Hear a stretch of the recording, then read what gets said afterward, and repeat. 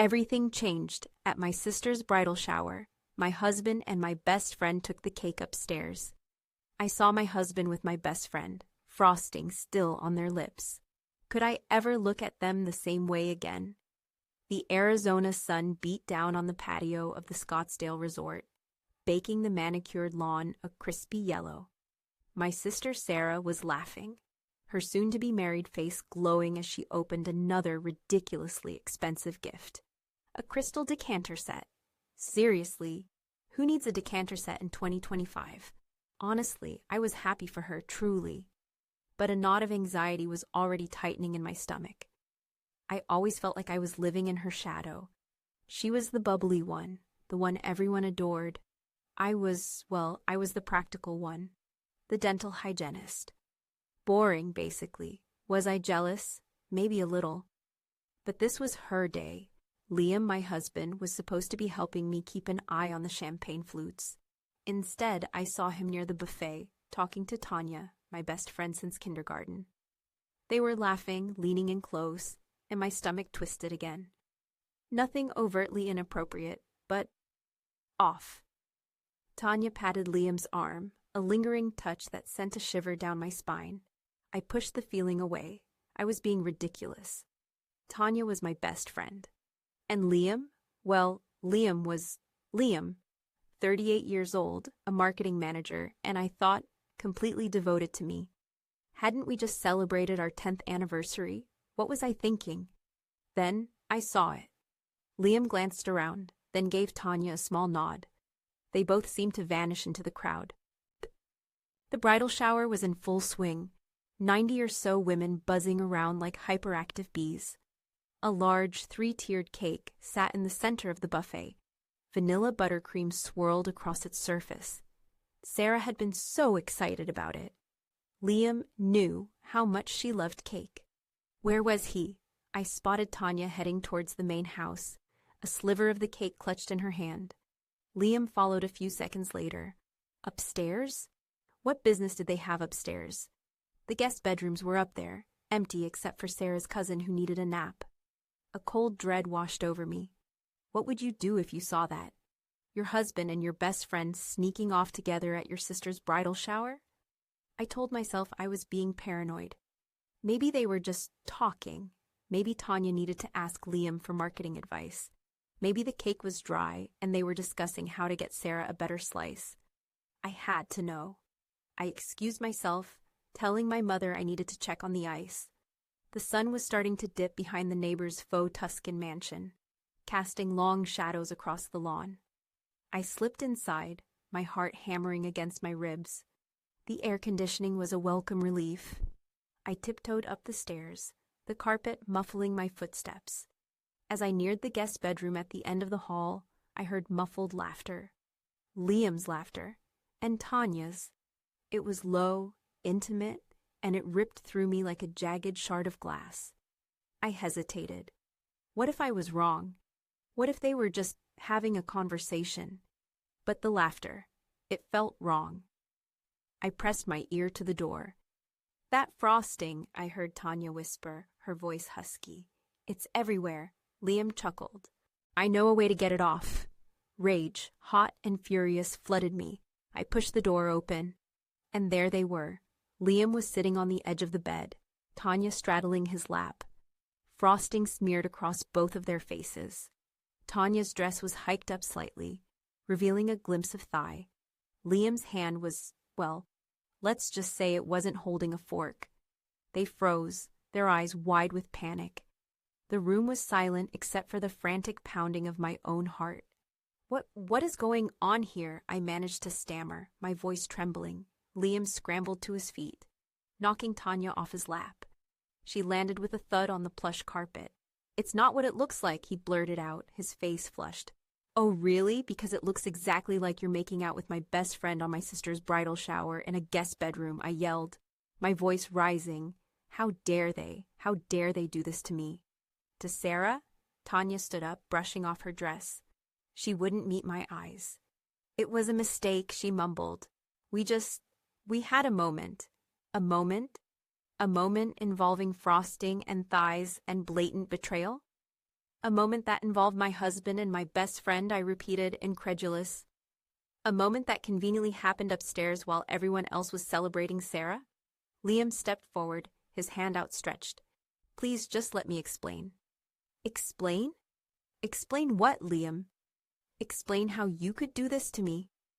I backed away from him, shaking my head. I don't want to hear it. I don't want to hear a single word. I turned to Tanya.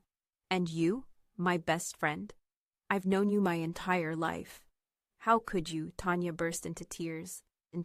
I'm so sorry, she sobbed. I didn't mean for it to happen. Then why did you go upstairs with him? I demanded. Why did you sneak off with him and a piece of cake? Neither of them answered. The silence was deafening. Get out, I said, my voice barely a whisper. Both of you, get out. I don't ever want to see either of you again. They stumbled past me, their heads hung low. I watched them go, my chest tight with pain and disbelief. How could this happen? How could my life, which had seemed so perfect just moments ago, suddenly unravel so spectacularly? I stood there for what felt like an eternity, the scent of vanilla buttercream hanging heavy in the air. I didn't know what to do. I couldn't tell Sarah, not now, not on her bridal shower. It would break her heart. But how could I pretend that everything was okay? How could I smile and make small talk and celebrate her happiness when my own world was crumbling around me? I went downstairs, forcing a smile onto my face. Sarah was beaming, showing off her new crystal decanter to my Aunt Carol. Everything okay? Sarah asked, noticing my strained expression. Fine, I lied. Just needed some air. The rest of the afternoon passed in a blur. I went through the motions, laughing at jokes, complimenting the decorations, and helping to serve the cake. But inside, I was screaming. I wanted to rip everything apart, to expose Liam and Tanya for the traitors they were. But I couldn't, not yet. As the guests began to leave, Tanya approached me, her eyes red and swollen. Please let me talk to you, she begged. There's nothing to talk about, I said coldly. I know I messed up, she said, her voice trembling. But please don't let this ruin our friendship. I value you more than anything. Value me more than anything? Is that why she was upstairs with my husband? My blood boiled. Get away from me. I walked to the kitchen and grabbed the trash bags. I spent them. Liam hovered around me, trying to apologize, but I ignored him.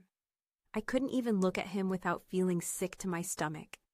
The house was quiet, except for the faint hum of the air conditioner. Sarah thanked me profusely for hosting the shower, oblivious to the turmoil raging inside me. I'm so happy for you, I said, hugging her tightly. I'm happy too, she said, her eyes shining. I can't wait to marry Mark. Mark, a good, honest man who loved Sarah with all his heart. He didn't deserve any of this. Did Sarah? As Sarah drove away, I turned to Liam. We need to talk, I said, my voice flat. We sat down at the kitchen table, the remnants of the bridal shower scattered around us. Liam looked pale and nervous. I'm so sorry, he said again. It was a stupid mistake. It won't happen again. A mistake, I repeated, my voice rising. You call that a mistake? You were practically on top of her. And don't even try to tell me it was just a moment. You're 38 years old. He looked at me, defeated. I don't know what to say, he mumbled. Say the truth, I said. Tell me what really happened. How long has this been going on? He hesitated, then shook his head. It's nothing like that, he insisted. It was just a one-time thing. I didn't believe him. I could see it in his eyes. He was lying. Fine, I said, standing up. If you're not going to be honest with me, then I'm done. Get out. What? He said, his voice laced with panic. You're kicking me out? Yes, I said. I can't be with someone I don't trust. Someone who would betray me like that. Pack your bags and leave. He pleaded, he begged, he promised to change, but I was unmoved. The trust was broken. And without trust, there was nothing left. That night, I slept alone in our bed for the first time in 10 years. I stared at the ceiling, replaying the scene in the guest bedroom over and over in my head. Why? Why would they do this to me? What had I done to deserve this? He'd left a note on the kitchen counter, apologizing again and saying he needed time to think. I went through the motions of my day, numb and disoriented. I went to work, cleaned teeth, made small talk with patients. But inside, I was a mess. That evening, I decided to clean out Tanya's things. She had left a small tote bag with some toiletries and a change of clothes from before the shower. As I sorted through the items, I noticed a small zippered pouch tucked away at the bottom of the bag. It was locked. A wave of suspicion washed over me. What was she hiding? I grabbed a pair of scissors and carefully pried open the zipper. Inside, I found a USB drive and a small stack of photographs. My hands trembled as I plugged the USB drive into my computer. The screen flickered to life, revealing a folder labeled Liam. I clicked on the folder and my heart stopped. It was filled with photographs of Liam and Tanya, kissing, holding hands, laughing. The photos spanned months, dating back to last summer. And then I saw it, a photo of them at a business retreat last fall, an event I thought he attended alone. They were standing in front of a picturesque lake, their arms wrapped around each other. Tanya was wearing my necklace. Rage, cold and calculating, filled me. This wasn't a one-time thing. This had been going on for months. They had been lying to me for months. I scrolled through the remaining photos, each one a fresh stab to the heart. Then I saw something that made my blood run cold. The last few photos were different. They were doctored. Photos of me. Photos that made me look awful. Photos that made me look like I was unstable. Photos with notes written on the back, insinuating that I had a drinking problem, that I was neglecting Liam, that I was crazy. What was this? What were they planning? I ejected the USB drive and grabbed the stack of photographs. I needed to know what was going on. I flipped through them, my eyes scanning the handwritten notes on the back. Then I saw it.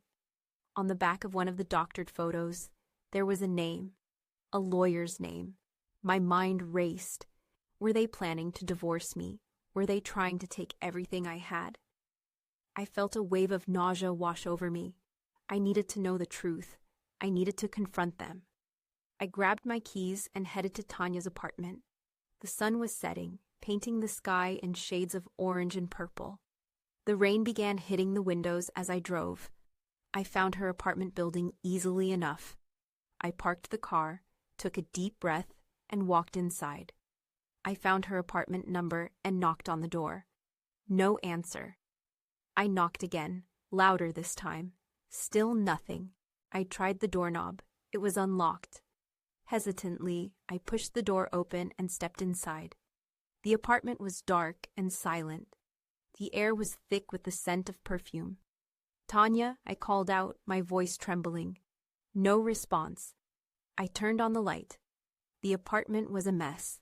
Clothes were scattered on the floor, dishes piled up in the sink, and empty wine bottles littered the coffee table. On the kitchen counter, there was a note. It was addressed to Liam. I picked it up and read it. My heart pounded in my chest. "I can't do this anymore," the note read. "I can't live with the guilt. I'm leaving. Don't try to find me." Leaving? Where was she going? And why was she leaving Liam? I searched the apartment, frantically looking for any clues, any indication of where she might have gone. I found nothing. As I was about to leave, I noticed something on the floor, tucked away under the coffee table. It was a small silver box. I picked it up and opened it. Inside, there was a piece of paper. It was folded in half. I unfolded the paper and read it. My blood ran cold. It was a recipe for a cake. But this wasn't just any cake recipe. It was a recipe for a cake laced with poison. "Sarah's bridal shower cake," I gasped, my hand flying to my mouth. They had tried to poison Sarah. But why? I stumbled out of the apartment, my mind reeling. I had to warn Sarah. I had to tell her everything. I raced to my car and sped towards Sarah's house. The rain was coming down harder now, making it difficult to see. As I drove, I pieced together the puzzle, Tanya had been jealous of Sarah, jealous of her happiness, jealous of her relationship with Mark. And Liam had been manipulated by Tanya, used as a pawn in her twisted game. But why poison the cake? Why not just sabotage the wedding? Why risk killing Sarah? Then it hit me. The photos. The doctored photos. The lawyer. They weren't just planning to divorce me. They were planning to frame me for Sarah's murder. They wanted me out of the picture so they could be together. They wanted to destroy my life so they could build their own happiness on the ashes of my pain. I arrived at Sarah's house, my heart pounding in my chest. I jumped out of the car and ran to the front door. I rang the doorbell, my finger trembling on the button. Sarah opened the door, her face pale and drawn. "What's wrong?" she asked, her eyes filled with concern. "I need to talk to you," I said, my voice urgent. "It's about Liam and Tanya." I told her everything about the affair, the photos, the poisoned cake. Sarah listened in stunned silence, her eyes widening with disbelief. When I was finished, she stood there for a moment, speechless. Then she burst into tears. "I can't believe it," she sobbed. "I can't believe they would do this to me." I wrapped my arms around her, trying to comfort her. "I know," I said. "I'm so sorry." We stood there for a long time, just holding each other, the rain beating down on the roof. "What are we going to do?" she asked, her voice trembling. "We're going to call the police," I said. "We're going to tell them everything." We called the police, and they arrived within minutes. I showed them the recipe, the photos, and the note from Tanya. They took our statements and launched an investigation. Tanya was eventually arrested and charged with attempted murder. Liam was charged as an accessory. The wedding was called off. Sarah was devastated. But she was also relieved. She knew that she had dodged a bullet. As for me, I was a mess. My marriage was over, my best friend had betrayed me, and my sister had almost been killed. I felt lost, confused, and utterly alone. But as time passed, I began to heal. I focused on my work, my friends, and my family. I started seeing a therapist who helped me process my emotions and rebuild my life. I realized that I couldn't let Liam and Tanya destroy me. I had to move on, to find happiness again. It wasn't easy. There were days when I wanted to give up, to crawl into bed and never come out. But I didn't. I kept fighting. I kept moving forward. And slowly, gradually, I began to find my way back to myself. 1 year later, I was sitting on my patio, watching the sunset. The Arizona sky was ablaze with color, painting the clouds in shades of pink, orange, and gold. I had just finished reading a book. It was a story about betrayal, forgiveness, and redemption. As I closed the book, I realized that I had come a long way. I had survived the worst thing that had ever happened to me. And I had come out stronger on the other side. I had forgiven Sarah. She was my sister, and I loved her. And she had forgiven me for not telling her about the affair sooner. But I hadn't forgiven Liam. Or Tanya. I wasn't sure if I ever would. But I had made peace with the past. I had accepted what had happened, and I had moved on. I stood up and walked inside. I had a date tonight, a man I had met at a dental convention. He was kind, funny, and intelligent, and he wasn't married or sleeping with my best friend. As I got ready for my date, I smiled. I grabbed the cake that was in the trash and doused it with gasoline. I brought the cake and the gas can to the middle of my backyard and created a ring of fluid around it. I watched as the cake became engulfed in flames. So what would you have done? Would you have called the police the second you found the poisoned recipe? Would you have confronted Tanya? Or would you have done what I did and burned everything to the ground? Maybe you would have forgiven them. Maybe you would have tried to rebuild your life with Liam. Maybe you would have given Tanya another chance. I just couldn't. Some betrayals are too deep to forgive. Some wounds are too painful to heal. And sometimes, the only way to move on is to burn it all down. Start over. So, what do you think? Write what you would choose. And if you liked this story, Don't forget to like and subscribe for more tales of betrayal and redemption. The embers glowed in the dark, casting dancing shadows on the fence. A neighbor's dog barked in the distance, a lonely sound that echoed my own feelings. It felt symbolic somehow. Burning the cake, burning the past. Ridiculous, maybe, but necessary. The smell of burnt sugar still clung to the air, a grim reminder of the previous day's events. I forced myself out of bed and into the shower, letting the hot water beat down on my skin, trying to wash away the grime and the hurt. Afterwards, I made myself a cup of coffee, black and strong. I needed the caffeine. I had a lot to do. First, I had to figure out what to do about my job. Working at the dental office, seeing patients every day, it was becoming unbearable. Every smile felt like a mockery. Every conversation a painful reminder of my own fractured life. How could I pretend to care about someone's teeth when my own world was falling apart?